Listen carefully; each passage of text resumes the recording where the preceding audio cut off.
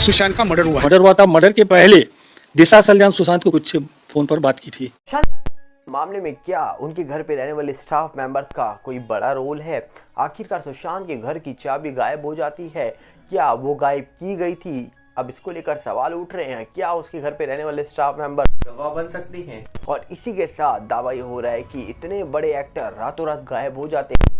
अभी तक उनका अता पता नहीं है, पर पुलिस ने एक चौंकाने वाला दावा किया है, जिसमें क्या एक्टर खुद गायब हो गया है या उसको किसी ने गायब कर दिया है, क्या एक्टर को किडनैप कर लिया गया है?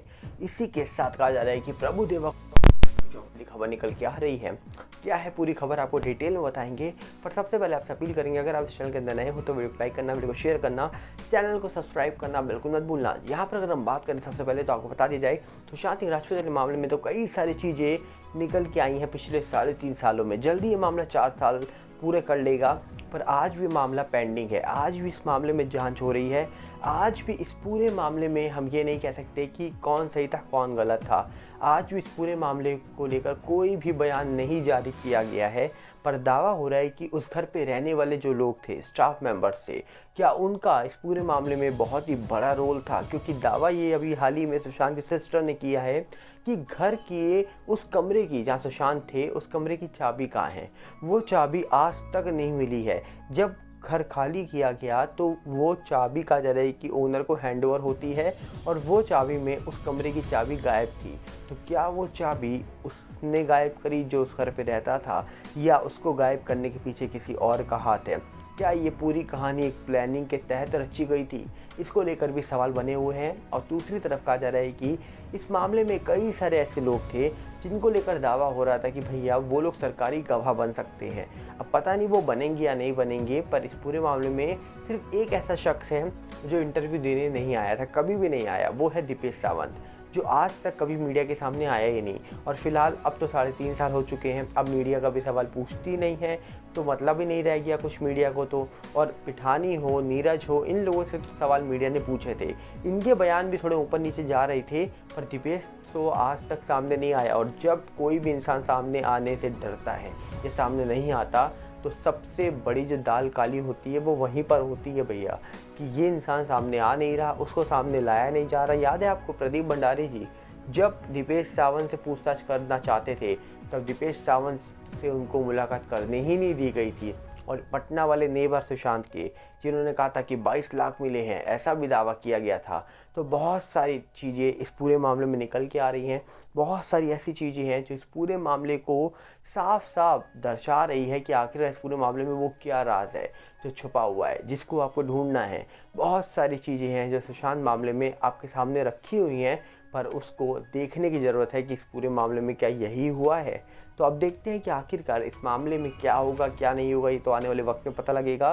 पर जिस प्रकार ये मामला चल रहा है, बहुत सारे लोग इस समय निराश हैं। बड़ी बड़ी एजेंसीज जो इस पूरे मामले को लेकर जांच कर रही थी, उनसे बहुत लोग इस पूरे मामले की कहा जा रहा है कि इंतज़ार कर रहे हैं कब फाइनल निर्णय निकलेगा मामले का, कब इस पूरे मामले में एक फाइनल कंक्लूजन निकल के आएगा।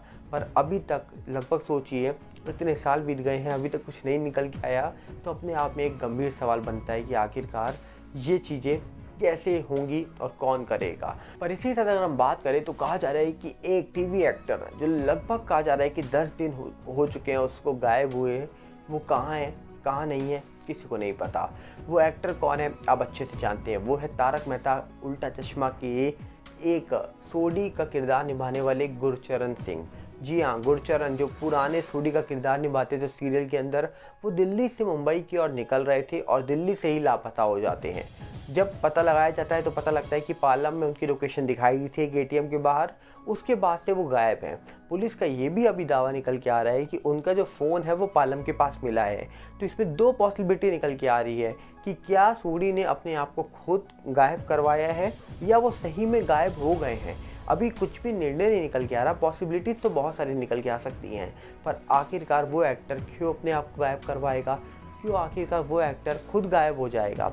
अब आखिरकार वो एक्टर दिल्ली से निकला मुंबई के लिए, और दिल्ली में कहा जा रहा है कि जिस फ्लाइट से आने वाला था वो फ्लाइट उसने नहीं पकड़ी है। तो इसका मतलब क्या है कि वो दिल्ली में था, दिल्ली में ही गायब हुआ। अगर वो 2 दिन बाद पालम में दिखाई देते हैं तो 22 को वो निकले थे घर से, 2 दिन तक वो कहीं और पर क्यों रहे, कहाँ गए 2 दिन तक। 24 को दिखाई दिए हैं सीसीटीवी फुटेज में वो। तो 2 दिन 22 की रात को निकले, शाम को निकले, तो 23 पूरा उन्होंने कहाँ बिताया, इसको लेकर भी सवाल बनता है। सोचिए, एक एक्टर जिसको लेकर कहा जा रहा है कि सवाल पूछे जा रहे हैं इस समय जनता के द्वारा कि जब बड़े बड़े मामले होते हैं तो बहुत जल्दी चुटकियों में सॉल्व हो जाते हैं, पर एक एक्टर जो इस समय बहुत फेमस तो नहीं है पर फिर भी लोग उनको जानते हैं और आज वो गायब है, 10 दिन के ऊपर हो चुके हैं। उनको लेकर कहा जा रहा है कि लोग सवाल पूछ रहे हैं कि भैया गए तो गए कहाँ वो, क्योंकि छोटे मोटे इंसान तो है नहीं भैया। तारक मेहता उल्टा चश्मा के शो में सालों तक उन्होंने काम करा है, पर मानना पड़ेगा बहुत सारे को एक्टर ऐसे हैं जो उनके लिए आवाज़ उठा रहे हैं और बहुत सारे ऐसे भी लोग हैं जो उनके लिए कुछ लिख नहीं रहे हैं, कोई अपील नहीं कर रहे हैं, यहाँ तक कि कोई भी मांग नहीं कर रहे हैं। बहुत सारे ऐसे लोग होंगे जो आपके साथ काम करते होंगे, पर एक्चुअली में आपकी ग्रोथ कौन चाहता है ये आप फाइंड बहुत मुश्किल से कर ले तो कर ले, पर आज के टाइम पे नहीं कर सकते, क्योंकि बहुत सारे कम लोग होंगे जो चाहेंगे कि आप उनसे आगे बढ़ो। और इसीलिए क्या लोग आज हम देख रहे हैं कि अपने कलीग के खो जाने पर भी कोई ज़्यादा मतलब रखते नहीं हैं। पर अगर तीसरी तरफ हम चलें तो कहा जा रहा है कि चेन्नई में एक इवेंट होने वाला था जहां पर प्रभु देवा पहुंचने वाले थे, और जैसे ही खबर पहुंची लोगों तक तो दावा हो रहा है कि 100 डांसर वहां पहुंच जाते हैं, जो कहा जा रहा है कि बोल रहे थे कि हम प्रभु देवा के साथ डांस करेंगे तो हम एक रिकॉर्ड कायम कर लेंगे।